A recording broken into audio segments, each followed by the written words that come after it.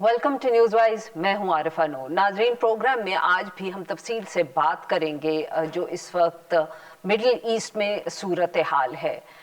Iran पर हमले एक तरफ जारी हैं तो ईरान की तरफ से भी कार्रवाई हो रही है, जिसकी वजह से लग अब ये रहा है कि पूरा खित्ता ही शायद इस जंग की लपेट में आ जाए। बार बार लोगों की तरफ से, एक्सपर्ट्स की तरफ से हमने ये सुना है कि अगर एक तरफ इजराइल और अमेरिका है तो ईरान शायद उनसे उस तरह तो मुकाबला नहीं कर सकता, मगर उसकी जो उसका जो लाहे अमल होगा वो यही होगा कि वो खित्ते के दूसरे ममालिक के ऊपर हमला करे। और फिर शायद ऑब्जेक्टिव ये है कि क्योंकि दूसरे ममालिक पे हमला हो रहा है, उनकी मईशत तक पर असर पड़ रहा है, तो वो ईरान इजराइल के ऊपर, माफ़ करिएगा, इजराइल और अमेरिका के ऊपर दबाव डालेंगे कि इस जंग को रोका जाए।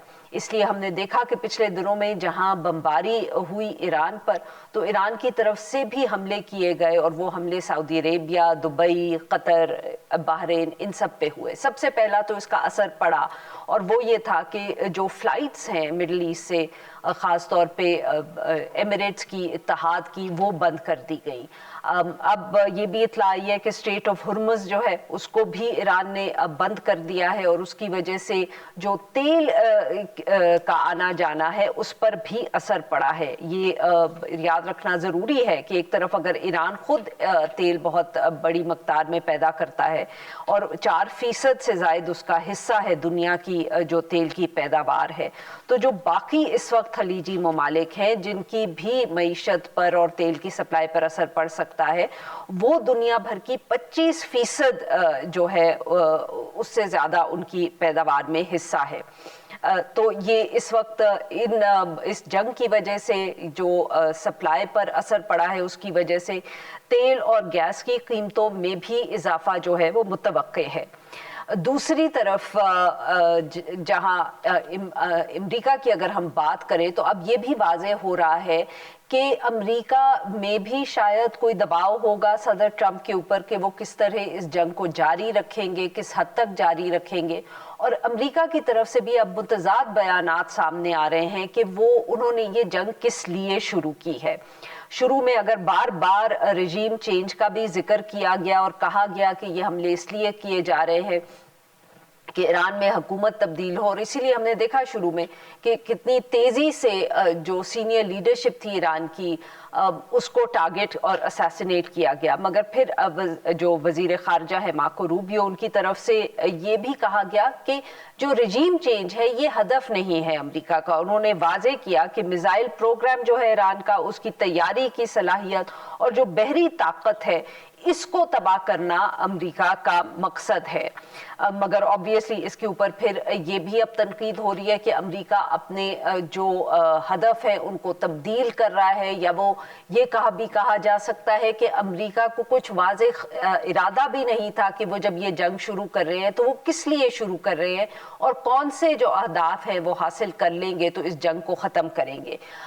सदर डोनाल्ड ट्रंप की तरफ से तो अब ये भी कहा गया है कि हो सकता है कि 4 हफ्ते तक ये जंग जारी रहे, मगर इसका जो असर होगा दुनिया की मईशत पर तेल की सप्लाई की वजह से, और इसके साथ साथ जो एयरलाइंस का सफ़र, या हम कह सकते हैं उस पर जो असर पड़ेगा, उससे क्या होगा। इस वक्त गल्फ मुबालिक इस सारे हवाले से भी क्या सोच रहे होंगे, इस पर भी बात करेंगे। और ये भी कहना ज़रूरी है कि रशिया और चीन की तरफ से तो ख़ास तौर पर मज़म्मत भी की गई है इस सारे मामले की। इन सब इशूज़ पे बात करने के लिए आज हमारे साथ मौजूद हैं प्रोफेसर अदील मलिक साहब। ये ऑक्सफर्ड से हमें ज्वाइन कर रहे हैं, एसोसिएट ऑफ प्रोफेसर हैं ये ऑक्सफर्ड यूनिवर्सिटी में। बहुत गहरी नज़र रखते हैं ये बैनुल अक़वामी अमूर पे, पर ख़ास तौर पे मिडल ईस्ट की जो सियासत है और मईशत है उस पे बहुत इनका काम है। Welcome to the show Adeel Malik साहब। अदील साहब, गुफ्तगू तो हम जनरली अब ऑब्वियसली आपसे बहुत से सवालात करेंगे, but just to begin with, आप अगर थोड़ा सा अपना ये वाला इस पे व्यू दें कि ये آپ ایکسپیکٹ کر رہے تھے یہ جو دوسرا حملہ ہوا ہے؟ آبویسلی پچھلے سال ہم نے دیکھا کہ امریکہ اور اسرائیل نے حملہ کیا تھا ایران پہ، پر جس طرح یہ حملہ ہوا ہے were you expecting it؟ اور اب آپ کیا دیکھ رہے ہیں سر کہ یہ کتنا لمبا چل سکتا ہے، یا آپ کے خیال میں یہ چند دنوں میں بھی ختم ہو سکتا ہے؟ دیکھیں، یہ جو لوگ مشرق وسطیٰ کو دیکھتے ہیں اور اس کو پڑھتے ہیں سمجھتے ہیں، ان کو یہ پتا تھا کہ حملہ ہونے جا رہا ہے، کب ہوگا یہ نہیں پتا، لیکن اسرائیل کی طرف سے بہت زیادہ دباؤ تھا امریکہ پہ کہ وہ یہ ڈیسیژن لیں۔ اب یہ جو تھا کہ وہ سٹارٹ کریں گے علی خامنائی کے ساتھ، صاحب کی شہادت کے ساتھ، اور یہ اس طریقے سے یہ زیادہ ریپڈلی ہوا۔ میرے خیال میں اس پوری جو بدلتی ہوئی صورتحال ہے، اس میں جو سب سے زیادہ غیر متوقع چیز ہے وہ جس تیزی کے ساتھ اور جس شدت کے ساتھ ایران نے جواب دیا ہے اور اس کو پھیلایا ہے پورے ریجن میں۔ ان کی جو 3 بڑے اہداف تھے، اگر آپ مغرب کے لحاظ سے سوچیں تو جب بھی ایران کی جنگ کی بات ہوتی تھی تو 3 بڑے خدشات ہوتے تھے۔ ایک یہ کہ اس سے تیل کی قیمتوں کو اور تیل کی رسد کو، گیس کی رسد کو نقصان پہنچے گا، اسٹریٹ آف ہارموز رک سکتا ہے۔ دوسرا یہ بڑی تشویش تھی کہ مشرق وسطیٰ تک یہ جنگ پھیل سکتی ہے، اور تیسری یہ چیز ہے کہ باڈی بیگز آئیں گے اور لمبی جنگ نہیں کرنی، طوالت نہیں دینی، کیونکہ امریکہ میں اور مغرب میں جنرلی تھوڑا سا لوگوں میں یہ ایک جنگ کے خلاف ہے کہ بھئی ہم بہت عرصہ جنگیں لڑتے رہے، اب ہمیں اس سے نکلنا ہے۔ تو اگر آپ دیکھیں تو یہ تینوں چیزیں ایران نے کر دی ہیں، یعنی کاسٹ آف وار جو ہے وہ کافی انکریز کر دی ہے۔ اب مختلف سگنل مل رہے ہیں۔ آپ نے دیکھا کہ جو پریزیڈنٹ ٹرمپ ہے، ان کی باڈی لینگویج، ان کی بات چیت، اس سے لگ رہا ہے کہ وہ کسی نہ کسی نیگوشیٹڈ سولوشن کی طرف جانا چاہتے ہیں۔ یہاں پہ جہاں میں بیٹھا ہوں مغرب میں، ادھر جس کو انگریزی میں لفظ کہتے ہیں وار ویرینس، کہ لوگ تھک چکے ہیں جنگوں سے، تو یہ بھی ایک، اگر یہ تیز کیمپین ہوتی اور تیزی سے اہداف مل جاتے، رجیم گر جاتی اور کچھ نیا صورتحال ہوتی تو اس کی الگ بات تھی، لیکن اب یہ محسوس ہوتا ہے کہ اگر آپ نے جینوئنلی ایران کے اندر ایک رجیم چینج کرنی ہے تو وہ کافی زیادہ وقت درکار ہے، اور اس میں local boots on the ground کی بھی ضرورت ہوگی۔ یہ اہداف اتنی جلدی اچیو نہیں ہو سکتے۔ تو ابھی کی جو صورتحال ہے اس میں عمان نے کہا ہے کہ ہم آپ کو ابھی بھی میڈیشن کر کے دے سکتے ہیں، لیکن ایران میں جو ایک بہت بڑی تبدیلی آئی ہے وہ یہ ہے کہ جو علی خامنائی صاحب تھے اور ان کے ساتھ قیادت تھی، وہ ماڈریٹ لوگ تھے۔ وہ بہت سارے یہ جو نیوکلیر آپشنز جن کی میں بات کر رہا ہوں، اسٹریٹ آف ہارموز روکنا اور یہ سارے ریجنل ایریاز میں اس کو پھیلانا، اس پہ فوری طور پہ جانے والے لوگ نہیں تھے۔ لیکن جب اوپر کی قیادت گئی ہے تو جو آپریشنل ڈی سینٹرلائزیشن ہوئی ہے اس کے نتیجے میں جو ایران کے اندر مختلف یونٹس ہیں جو ملٹری اسٹریٹجی کر رہے ہیں، وہ مور اور لیس انڈیپینڈنٹلی ڈیسیجن لے رہے ہیں، اور وہ زیادہ ہارڈ لائنر ہیں۔ تو ایک لحاظ سے جو نیتن یاہو صاحب کا یہ گیمبل تھا وہ ان کے اپنے اگینسٹ جانا شروع ہو گیا۔ عدیل صاحب، اگر ہم پہلے صرف ایران کی ہی بات کر لیں، جیسے آپ نے ذکر کیا کہ سر ایک تو یہ سب کی جو امریکہ کی یا اسرائیل کی کیلکولیشن تھی کہ رجیم گر جائے گی، نہ وہ پچھلی دفعہ جب انہوں نے حملہ کیا تب پوری ہوئی، نہ اس دفعہ پوری ہوئی، بلکہ اساسینیشن کے بعد فوری ایک ٹرانسفر آف پاور بھی بہت سموتھلی ہو گیا۔ مگر اب آپ کے خیال میں کہ آپ بیسکلی جو بات مجھے سمجھ آئی وہ یہ کہہ رہے ہیں کہ جس کو انفارچونیٹ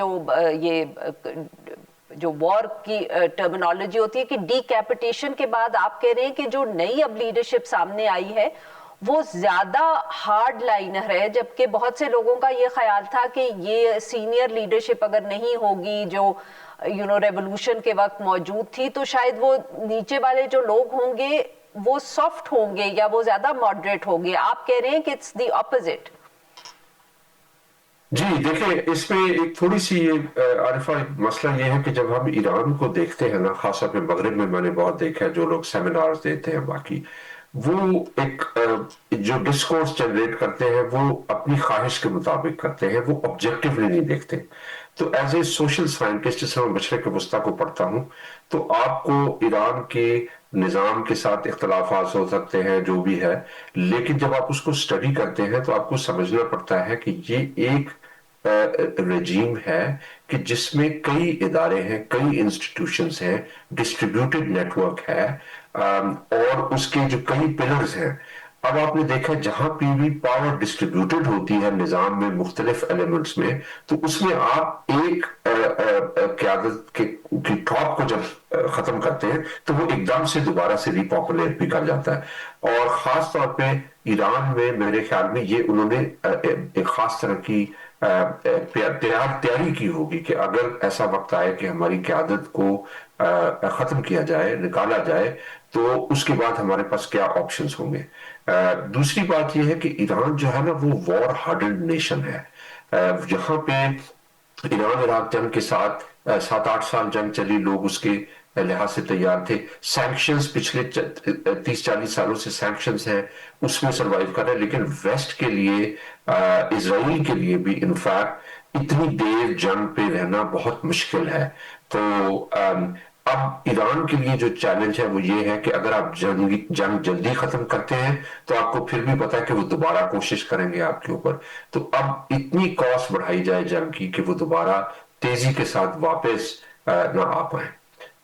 یہ میری نظر میں ایک امپورٹنٹ ایلیمنٹ ہے. بالکل صحیح جی. ناظرین یہاں پہ لیتے ہیں ہم ایک چھوٹی سی break. We'll be right back. Welcome back ناظرین. ہم گفتگو کر رہے ہیں پروفیسر عدیل ملک صاحب سے، اور ہم ان سے بات کر رہے ہیں ایران، اسرائیل، امریکہ اور مڈل ایسٹ پر. پروفیسر صاحب بریک پہ جانے سے پہلے ایران پر بات ہوئی، بٹ اب اگر ہم تھوڑی سی توجہ گلف کو بھی دے دیں، جن کے اوپر obviously اس جنگ کا بہت گہرا اثر پڑ رہا ہے. اب جب ہم میڈیا رپورٹس دیکھتے ہیں سر، تو مختلف قسم کی خبریں سامنے آ رہی ہیں. کچھ یہ آتی ہیں کہ وہ جنگ کو روکنا چاہ رہے ہیں، کچھ خبریں ذرائع سے ہمیں یہ بتاتی ہیں کہ نہیں، وہ تو چاہتے ہیں کہ اسرائیل اور امریکہ اس مسئلے کو حل کر کے لاجیکل اینڈ تک بات پہنچا کر چھوڑیں. آپ اس کو کس طرح دیکھ رہے ہیں؟ اس وقت گلف جو ممالک ہیں، جو obviously امریکہ کے اوپر اگر کوئی دباؤ ڈال سکتا ہے تو وہی ڈال سکتے ہیں، وہ اس ساری جنگ کو کس طرح دیکھ رہے ہوں گے؟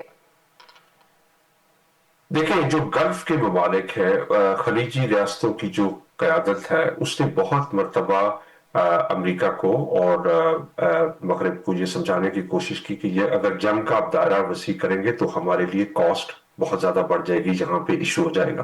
اور وہ کاسٹ دو طرح کی ہے. ایک کاسٹ یہ ہے کہ ظاہر ہے کہ اگر ایئرپورٹ بند ہو رہے ہیں، تیل کی رسد بند ہو رہی ہے، جس طرح دبئی پہ اٹیکس ہوئے، بڑے ٹارگیٹڈ، ان کی جو اکنامک ڈائیورسفیکیشن ہو رہی ہے اس کے اوپر اٹیک ہو رہا ہے. ایک تو وہ کاسٹ ہے. لیکن ایک دوسری کاسٹ یہ ہے کہ پچھلے 2 سال سے غزہ کی جنگ چل رہی ہے، اور اس جنگ میں عرب جو ریاستیں ہیں وہ کچھ بھی کر نہیں پا رہی، وہ بالکل ایک لحاظ سے ہیلپ لیس بیٹھی ہوئی ہیں. تو وہاں کے عوام میں بھی تھوڑی بہت تو یہ خیال ہے کہ ہمارے ملک، ہمارے لوگ رسپونڈ نہیں کر سکے. اب اس سچویشن میں جب اٹیک ہوتا ہے اور یہ سامنے آتا ہے کہ جہاں بیسز ہیں، اور ایران جو ہے وہ ڈائریکٹلی چیلنج کر رہا ہے اسرائیل کو، تو جو عرب پبلک اوپینین ہے اس میں کسی نہ کسی لیول تک اس کے لیے ایک یعنی پازیٹیو اس کے اوپر چیز آئے گی. تو دونوں لحاظ سے ان کے لیے ایک تکلیف دہ صورتحال ہوتی ہے. تو لیکن یہ ہے کہ اب اس میں ایک تو وہ ہے کہ جو عرب رجیمز ویسے کہتی نہیں، لیکن جو اسرائیل کا انفلوئنس ہے امریکہ پہ، وہی انفلوئنس بہت ساری عرب ریاستوں میں بھی ہے. تو اندر خانے جو کچھ رپورٹس آتی رہی کہ شاید وہ انہوں نے الاؤ بھی کیا کہ ٹھیک ہے آپ اس کو کر لیں اگر کوئی ہو. لیکن عرب جو رجیمز ہیں، خاص طور پہ جو آس پاس مشرق وسطیٰ میں خلیج کی ریاستیں ہیں، ان کے لیے بہت بڑی اس چیز کی کاسٹ ہے. اور میرے خیال میں وہ ایکسپیکٹ نہیں کر رہے تھے، کیونکہ آپ نے دیکھا کہ پچھلے کم از کم 5-7 سال سے ایرانی قیادت نے بہت کوشش کی کہ سعودی عربیہ کے ساتھ اور قطر کے ساتھ، ان سب ریاستوں کے ساتھ بہتر تعلقات بنائے جائیں. لیکن مجھے لگتا یہ ہے کہ یہ جو اوپر کی قیادت چلی گئی ہے، تو اب جب پاور ڈی سینٹرلائز ہوئی ہے تو زیادہ ہارڈ لائنرز نیچے آئے ہیں، اور اس سے ڈائریکٹلی اٹیکس ریجن کے اندر بھی ہو رہے ہیں. یہ بہت ہی ایک تشویشناک صورتحال ہے، کیونکہ ایک لحاظ سے جو ریجن کے کی الائز ہیں، سعودی عربیہ ہے، باقی ملک ہیں، وہ یہ نہیں چاہتے کہ وہ اس جنگ میں ڈائریکٹلی شامل ہو جائیں. لیکن جتنے زیادہ یہ اٹیکس آس پاس کی ریاستوں پہ ہو رہے ہیں، ان کے اوپر بھی پریشر پڑتا ہے کہ وہ کیسے اس کو رسپونڈ کرتے ہیں.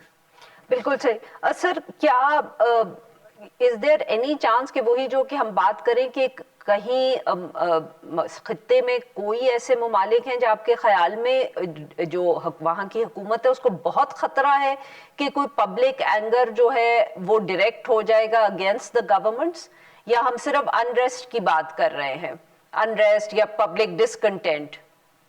جی دیکھیں، اب خلیج کی ریاستوں میں ایک تو یہ کہ کافی امیر ریاستیں ہیں، لوگ متمول ہیں، ان کو اس طرح کے کوئی گریونسز نہیں ہے کہ وہ آئیں، اور خاص طور پہ وہاں پہ جو انٹرنیٹ ہے، سوشل میڈیا ہے، اس پہ جو نیریٹو ہے وہ کافی اینٹی ایران ہے، وہ کافی مینجڈ ڈسکورس ہے، تو انہیں اندر سے تو کوئی مسئلہ نہیں ہے. صرف ایک ریاست ہے بحرین، جہاں پہ اس وقت پروٹیسٹ ہو رہے ہیں اور سعودی عرب کو بھی بھیجنا پڑی اپنی پولیس اور آرمی اس بھیج کے تھرو.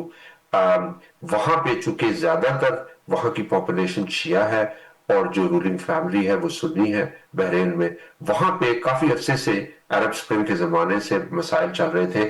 یہ جو حالیہ تنازع چل رہا ہے اس کے نتیجے میں مزید لوگ باہر نکل آئے ہیں جب ان کو ایک سپیس ملی ہے، لیکن میرا نہیں خیال کہ کوئی ڈومیسٹک اس طرح کی انریسٹ کی صورتحال ہے. صرف یہ ہے کہ دیکھیں ایک دن بھی لیٹ سے اگر پورٹ ہے دبئی کی، وہ اگر ایک دن ختم ہوتی ہے تو اس میں 40,000 کنٹینر آتے ہیں. ایک دن کا جو لاس ہے $100 ملین کا لاس ہے صرف دبئی ایئرپورٹ کو. اور جو دبئی کا پورا ماڈل تھا جس میں خاص طرح کی امن تھا، سکون تھا، یہاں کے لوگ جا کے وہاں پہ رہتے تھے، بہت زیادہ ٹریول تھی، تو اب یہ اس کو ایک کافی میجر ڈینٹ لگ گیا. بلکہ کچھ لوگ فائنینشیل سیکٹر میں یہ کہہ رہے ہیں کہ اس کو ریکور کرنے میں برس ہا برس لگ سکتے ہیں، کیونکہ یہ جو ایک لحاظ سے خاص طرح کا امیج تھا سٹیبلٹی کا، قطر کا اور یو اے ای کا، خاص طور پہ یو اے ای کا، اس کو کافی دھچکا لگا ہے.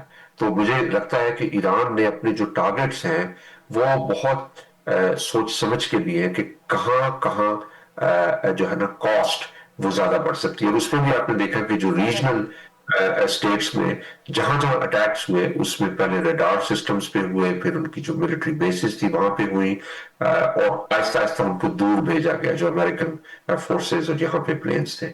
تو اب یہ ڈیولپنگ سٹوری ہے، لیکن اس کے نتیجے میں ایک اور جو امپورٹنٹ چیز ہے وہ آپ نے دیکھا ہوگا کہ کل سے جو فیروسٹی آف رسپانس ہے، جو جس شدت سے اسرائیل اور امریکہ نے ایران میں کارپیٹ بومبنگ کر رہے ہیں، تو ایک لحاظ سے وہ بھی ریزیڈینشل ایریاز میں لے کے جا رہے ہیں، اور کاسٹ آف وار ایران کے لیے بھی وہ انکریز کر رہے ہیں کہ اگر آپ ہماری طرف زیادہ شدت سے رسپانس دیں گے تو ہم جنگ جو ہے وہ آپ کے گلی محلوں میں بھی لا سکتے ہیں. اب پروفیسر صاحب، ڈاکٹر صاحب، اگر یہ بات کریں کہ امریکہ کے اوپر یا ٹرمپ پر کتنا ہم کہہ سکتے ہیں دباؤ ہے، بیکاز آبویسلی ایک خاص ہم کہہ سکتے کانٹیکس تھا، تناظر تھا جس میں ٹرمپ صدر بنے، اور ان کی جو ایک بیس ہے اس کا بہت یہ خیال ہے کہ امریکہ کو دنیا کی جنگوں میں نہیں انوالو ہونا چاہیے، اور صدر ٹرمپ جو ہیں وہ اس کے برعکس کر رہے ہیں. کیا یہ دباؤ ان پر پڑے گا ٹو کیپ دس شارٹ، یا آپ کے خیال میں یہ اب لمبی ہی چلے گی کہانی؟ بہت شدید دباؤ ہے. میں کہوں گا کہ ان کی پریزیڈنسی میں ابھی تک سب سے زیادہ جو دباؤ کا لمحہ ہے وہ یہ آج کے لمحات ہیں اور دن ہیں جو گزر رہے ہیں. اس کی وجہ یہ کہ انہوں نے جو یہ ڈیسیجن لیا یہ کانگریس سے پوچھ کے بھی نہیں لیا، اور انہوں نے خاص طور پہ اس کو اناؤنس کیا کہ یہ بہت ہی مختصر مدت کی کیمپین ہوگی اور ہم جلدی اپنے اہداف حاصل کر لیں گے. یہ بہت بڑا گیمبل تھا. اب باڈی بیگز آ رہے ہیں، تقریباً 6 لوگوں کی تو تصدیق ہو گئی ہے کہ جن کی جو اس نتیجے میں جن کو جن جو کی ڈیتھس ہوئی ہیں. ڈیتھس ہوئی ہیں اس میں. اور دوسرا یہ کہ جو اب تیل کی قیمت ہے وہ بڑھ رہی ہے، اور جو ہی تیل کی قیمت بڑھے گی تو وہ عام امریکی کو اس کا افیکٹ محسوس ہوگا. کل سے اسٹریٹ آف ہارموز بند کر دی گئی ہے. اب اگر یہ 4 5 6 دن بھی بند رہتی ہے تو آئل پرائسز کافی انکریز ہوں گی. اب جب وہ آئل کی قیمت انکریز ہوتی ہے اس کا بھی ایفیکٹ ہوتا ہے، اور پھر ایک ان کو اندرونی طور پہ دباؤ کا سامنا ہے جو وہاں کی پینٹاگون ہے، انٹرنل ادارے ہیں، ایون وہ لوگ جو ایران کے اوپر اٹیک کے حق میں تھے، مثلا رچرڈ ہاس اور اس طرح کے بڑے بڑے اینالسٹ واشنگٹن ڈی سی میں، اگر آپ ان کا پڑھیں تو وہ یہی کہہ رہے ہیں کہ क्या ये स्ट्रेटजी ठीक थी, एंड पॉइंट क्या है? अटैक करना तो आसान है, लेकिन उसके बाद उसके कॉन्सिक्वेंसेस क्या क्या है, ये कोई चीजें पहले से वर्कड आउट नहीं थी। There is no clear strategy. तो अमेरिकी एडमिनिस्ट्रेशन, आपने मार्को रूबियो का भी बयान देखा, वो स्ट्रगल कर रही है to explain way they are taking. और तो उस लिहाज से काफी ये डेंजरस मोमेंट है। ऑब्वियसली उनके जो यूरोपियन एलाइज हैं वो भी अंदर खाने बात कर रहे होंगे कि भाई आप कहाँ चीजों को लेकर जाना चाहते हैं, कहाँ इख्तिताम करना चाहते हैं, क्योंकि इसके जो असरात हैं वो सिर्फ ईरान पे और आसपास के ममालिक पे नहीं, बल्कि जो आम कंज्यूमर है उसकी जेब तक पहुंचेगा। अब यूके में 40% जो गैस है वो आती है आपके कतर की एलएनजी टर्मिनल से। अब वो जब क्लोज हो गया है तो 50% प्राइसेस, 50% तकरीबन बढ़ सकती हैं यूरोप में, अगर ये मजीद इसी तरीके से जंग जारी रही। अदील साहब, तो फिर इससे हम क्या समझे, अगर आपने एक अंदाजा लगाना हो, क्योंकि कुछ लोगों का ख्याल है कि ये अब काफी लंबा चलेगा, वही क्योंकि रजीम चेंज हुआ नहीं, इजराइल का दबाव है अमेरिका पे, तो अब वो ये ये जंग कहें इसको, अटैक्स कहें, ये जारी रहेंगे। मगर फिर जैसे आपने भी अभी जिक्र किया गल्फ ममालिक का, उनकी बात करें, खलीजी रियासतों की, अमेरिका की, कि दबाव भी है टू एंड इट। आप इसको किस तरह देख रहे हैं? आपका क्या अंदाजा है कि ये जल्द इसको इख्तिताम की तरफ लेके जाएंगे, या ये इसी कंफ्यूजन में खिंचता चला जाएगा मामला? देखिए, ये बहुत मुश्किल सवाल है इसको आंसर करना, क्योंकि हम अब दुनिया में जिस लम्हे पे आ रहे हैं वहां कोई चीज प्रोडिक्ट करना और असर वसूख से कहना कि भाई ये होगा बहुत मुश्किल है, क्योंकि जो बड़े प्लेयर्स हैं जो ये डिसीजन कर रहे हैं वो काफी अनप्रेडिक्टेबल है। अलबत्ता अगर आप देखें कि जो हवादिस हैं इसके आसपास, वो हमें ये बताते हैं कि इसराइल में के अंदर एक खास लॉबी है जो ये समझती है कि हम 47 साल से इस लम्हे का इंतजार कर रहे थे कि किसी तरह ईरान में तब्दीली आए, और जो हमारे लिए एक मुश्किल है इस पूरे रीजन में एक मुल्क को कंट्रोल करना, अब हमारे पास वो मौका आया, अब इसको गंवाना नहीं है। ये कल उनके एक ऑफिशियल ने भी ये बात की है टेलीविजन के ऊपर। तो इसराइल के पर्सपेक्टिव से ये होगा कि अब हम इसको कंटिन्यू रखें या कोई ना कोई एक रेजोल्यूशन की तरफ लेके जाएं। अब रेजोल्यूशन की तरफ जाने के लिए जरूरी है कि आपको बूट्स ऑन द ग्राउंड हो, वो तो नहीं जा सकते। चुनाचे ये बहुत सारे जो मिलिशिया हैं, कुर्द हैं, बलोच हैं, बाकी इस तरह के सेगमेंट्स हैं, वहां पे उनको आर्म करके और फिर अंदर भेजा जाए। और इसमें अगर आप देखें तो कल जितनी बॉम्बिंग हुई है वो ईरान इराक के बॉर्डर के ऊपर हुई है, जहां से कुर्द फाइटर्स आ सकते हैं। इसी तरह जो मुख्तलिफ एरियाज में बॉम्बिंग हुई है ईरान में, वो पुलिस स्टेशन के ऊपर अटैक हुए, और वो बहुत इंटरेस्टिंग है क्योंकि जहां जहां पुलिस स्टेशन पे अटैक हुए वहां पे स्टेट कैपेसिटी टूटती है, लॉ एंड ऑर्डर का इशू होता है। कल एक प्रिजन ब्रेक भी हुई है, एक बड़ा प्रिजन है जिसमें जहां से बहुत सारे फाइटर्स या जो भी रिजीम अपोनेंट्स होंगे। तो इस वक्त जो बड़ा चैलेंज है इसराइल के लिए वो ये है कि कोई क्रेडिबल ऑपोजिशन नहीं है ईरान के अंदर। देखें, आप रिजीम चेंज करने के लिए कोई खास ऑपोजिशन चाहिए आपको। अब लोग तंग तो हैं, उनको मसाइल तो है रजीम के साथ, लेकिन उनके पास कोई क्रेडिबल ऑपोजिशन सामने मौजूद नहीं है। तो चुनाचे आप खुद एक आर्म्ड ऑपोजिशन को खड़ा करते हैं, लेकिन ये भी बहुत मुश्किल काम है। तो आई थिंक इसराइल के भी पर्सपेक्टिव से the clock is ticking against them, क्योंकि उनके जो बहुत सारे एलाइज हैं वेस्ट में और मशरक वस्ता में, उनके लिए भी इस जंग की कीमत बहुत ज्यादा बढ़ रही है। जी नाज़रीन, यहाँ पर लेते हैं हम एक छोटी सी break. Will be right back और हम अदील साहब से गुफ्तगू जारी रखेंगे। वेलकम बैक नाज़रीन, हम गुफ्तगू कर रहे हैं प्रोफेसर अदील मलिक साहब से, और हम उनसे बात कर रहे हैं इस वक्त मिडल ईस्ट पे। अदील साहब, काफी गुफ्तगू हुई, we'll come back to Iran also, पर उससे पहले सर एक और भी बहुत अहम इशू है, और वो ये है कि अब अगर हम इस सारे खित्ते की बात करें तो काफी सालों से इसमें हमें हलचल नजर आ रही है, चाहे वो हुकूमतें गिर रही हैं, नई बन रही हैं, जंगें हो रही हैं। मिडल ईस्ट इतना अहम हो गया, इसकी क्या वजह हुई कि کہ ساری دنیا کی اس پہ توجہ، یا اس کو ہم جیسے کچھ لوگ کہتے ہیں نا کہ وہ جب امپائرز بنتی یا ٹوٹتی یا کمزور ہوتی ہیں تو دنیا کے کچھ نہ کچھ خطے ایسے ہوتے ہیں جن میں بہت تبدیلی آتی ہے. How would you explain this کہ یہ جو ہم اتنے سالوں سے اتنی تیزی سے تبدیلی ہوتے ہوئے دیکھ رہے ہیں مڈل ایسٹ میں؟ بہت اچھا سوال ہے، کیونکہ ہم اکثر فوکس کرتے ہیں جو ہمارے آس پاس واقعات ہو رہے ہوتے ہیں، لیکن مشرق وسطیٰ میں میرے خیال میں جو بہت دو بڑے فیکٹرز ہیں. ایک تو یہ کہ ظاہر ہے یہاں پہ تیل ہے، ریسورسز ہے، تو آپ نے پوری دنیا کی اکانومی کا ایندھن یہیں سے چلتا ہے، تو آپ کو مڈل ایسٹ کی ضرورت ہے ہمیشہ. کوئی بھی بڑی پاور ہوگی، آج بھی آپ دیکھیں اسٹریٹ آف ہارموز جب رک رہا ہے تو اس میں چائنا، انڈیا، جاپان، ان ملکوں کے لیے کافی بڑا مسئلہ ہو رہا ہے، کیونکہ تیل کی تمام رسد وہاں سے آتی ہے. ایک تو یہ بڑی ریزن ہے.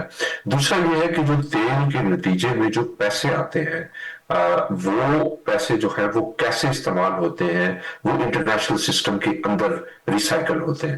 مثلا سعودی عرب ہے، یو اے ای ہے، قطر، کویت، یہ سارے جن کو ہم انگریزی میں کیپٹل سرپلس کنٹریز کہتے ہیں، کہ ان کے پاس بہت زیادہ پیسہ سرپلس میں جب آتا ہے تو اس کو پھر وہ ریسائکل کرتے ہیں انٹرنیشنل فائنینشیل سسٹم میں. جس طرح آپ دیکھیں گے لندن میں ہیتھرو ایئرپورٹ، شارڈ، ہیرڈز، پوری مے فیئر، یہاں پہ جو انویسٹمنٹس ہیں وہ قطر کی ہیں. اسی طرح یو ایس ٹریجری جو بانڈز ہوتے ہیں اس میں سعودی عرب کے سب سے زیادہ اور چائنا، یہ دو ملک بانڈز لیتے ہیں. تو یہ جو پیسہ ہے ایکسٹرا، یہ ریسائکل ہوتا ہے، یعنی دوبارہ واپس مغرب کے فائنینشیل نظام میں، اکنامک نظام میں جاتا ہے. تو اس لیے ایک ایڈم ہنیہ ہے، انہوں نے بڑی اچھی کتاب لکھی جس پہ انہوں نے ایکسپلین کیا کہ کیسے جو خلیجی ریاستیں ہیں خاص طور پہ وہ ایک بڑے نظام کو، عالمی مالیاتی نظام کو سروائیو کرنے کے لیے بہت امپورٹنٹ ہے. دوسرا یہ ہے کہ جو مغرب میں کنٹرول کرنا ہوتا ہے بہت ساری ریاستوں کو، جس طرح ایجپٹ ہے، پاکستان ہے، جارڈن ہے، ان کو بھی یہی کے پیسے اور یہی کے انفلوئنس کے تھرو کنٹرول کیا جاتا ہے. کہ جو فائنینشیل لائف لائن یہ ممالک دیتے ہیں ہمارے جیسے غریب ممالک کو، وہ بھی پھر ہمارے جیسے ممالک کو کنٹرول کرنے میں بھی ہیلپ ہوتا ہے. اور تیسری جو بہت بڑی چیز ہے وہ یہ ہے کہ یہاں پہ اسرائیل کا جو قیام ہوا، اس کے بعد اسرائیل ایک چھوٹا سا ملک ہے، وہ سراؤنڈڈ ہے بائی آل دیز کنٹریز. تو اسرائیل کی اسٹیبلٹی کے لیے یہاں پہ انسٹیبلٹی جنریٹ کرنا ضروری ہو جاتا ہے. تو آپ دیکھیں گے کہ جب تک یہ تمام ریجنز فریگمنٹڈ رہیں گے اور کانفلکٹ میں رہیں گے تو اسرائیل پھر سمجھتا ہے کہ وہ اس سے محفوظ رہے گا. لیکن یہ جو جیو پولیٹیکل آرڈر ہے، اس پوری کی بنیاد ہی اس انسٹیبلٹی کے اوپر موجود ہے، کیونکہ اس ریجن کا مقصد یہ ہے کہ یہ اسرائیل کی جو سروائیول ہے اس کے لیے یہاں پہ انسٹیبلٹی چاہیے. اور جو مغرب کا عالمی مالیاتی نظام ہے، جو ان کی ڈیفنس انڈسٹری ہے، آپ دیکھیں کہ 40% جو ویپن ہے وہ خریدے جاتے ہیں صرف گلف کے کنٹریز سے. تو آپ سمجھیں کہ جتنی بڑی بڑی ڈیفنس کے ادارے ہیں ان کا چلنا مشکل ہو جائے اگر یہاں سے ان کو آرڈرز نہ آئے. تو there are all these reasons جس کی وجہ سے مڈل ایسٹ جو ہے وہ کانسٹنٹلی فائنانس کرتا ہے وار مشین کو، گلوبل وار مشین کو اور گلوبل فائنینشیل سسٹم کو، اور ان کو پرووائڈ کرتا ہے ایک طریقہ کہ through which they can project their power. اور countries like Pakistan, Egypt, even Turkey بھی اب ڈپینڈنٹ ہے بہت سارے گلف انفلوز پہ، کیونکہ بہت سارے یہ ممالک ان کو مشکل ہوتی ہے اپنے آپ پہ سروائیو کرنے کے لیے. تو ان تمام وجوہات کی وجہ سے آپ دیکھتے ہیں کہ Middle East continues to be the leading sort of actor within the international system. جی ناظرین، یہاں پہ لیتے ہیں ہم ایک چھوٹی سی break. We'll be right back اور ہم عدیل صاحب سے گفتگو جاری رکھیں گے. ویلکم بیک ناظرین، ہم گفتگو کریں پروفیسر عدیل ملک صاحب سے. عدیل صاحب، اگر پھر آپ کی اس بات سے میں یہاں اس کو اسرائیل کی طرف لے کے جاؤں کہ اگر اب یہ جنگ بھی اسرائیل نے جیت لی تو پھر تو اس پورے خطے میں in terms of military power at least تو اسرائیل کی تو ایک مونوپلی ہو جائے گی، ہیجمون بن جائے گا جس کو انگریزی میں کہتے ہیں وہ اس خطے کا. تو کیا یہ پھر جو باقی ممالک ہیں وہ ممالک جنہوں نے شاید کبھی بھی اسرائیل کو اس طرح چیلنج نہیں کیا، چاہے ہم اس کے اندر یہ گلف کے جو ریاستیں ہیں ان کا ذکر کریں، تو یہ بھی سب پھر خاموشی سے ہم سمجھیں کہ اسرائیل کی اس ہیجمنی کو مانگ لیں گے، اور یہ ایک، اگر صرف اس خطے کی بات کریں تو یہ ایک یونی پولر ریجن بن جائے گا؟ جی بن چکا ہے. اب آپ دیکھیں تو اسرائیل کو کوئی یعنی کوئی روک ٹوک نہیں ہے. کسی صبح کے وقت وہ لبنان میں بامبنگ کرتے ہیں، شام کو وہ یمن میں کر سکتے ہیں، وہ کسی وقت سیریا میں جا سکتے ہیں. تو وہ گریٹر اسرائیل کا جو ایک ایکسپینشنسٹ ڈیزائن ہے اس کو اس وقت کسی طرح کا کوئی رکھنا موجود نہیں ہے. صرف ایران ہے آخری ایک ڈسٹریکشن ان کے لیے، اور اس کو وہ اپنے رستے سے ہٹانا چاہتے ہیں. لیکن اگر ایران ہٹ بھی گیا تو یہ سلسلہ رکے گا نہیں، کیونکہ جو ایکسپینشنسٹ ڈیزائن ہے، جو توسیع پسندی کا جو ایک خاص طرح کا نظریہ ہے اسرائیل کا، وہ ختم ہونے والا نہیں. تو مجھے لگتا ہے کہ یہاں پہ بہت لمبی دیر کے لیے اسٹیبلٹی مشکل ہے.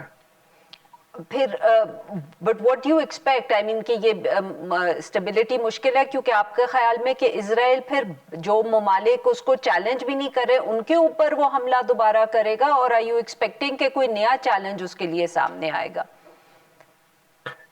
دیکھیں وہ ان کو ایکٹیولی کنٹرول اور مینج کرنا پڑتا ہے. مثلا اب سیریا ہے، وہ ابھی ایک اوپن ڈومین ہے، وہاں پہ ابھی جو حکومت ہے وہ کافی حد تک نیوٹرلائزڈ ہو چکی ہے.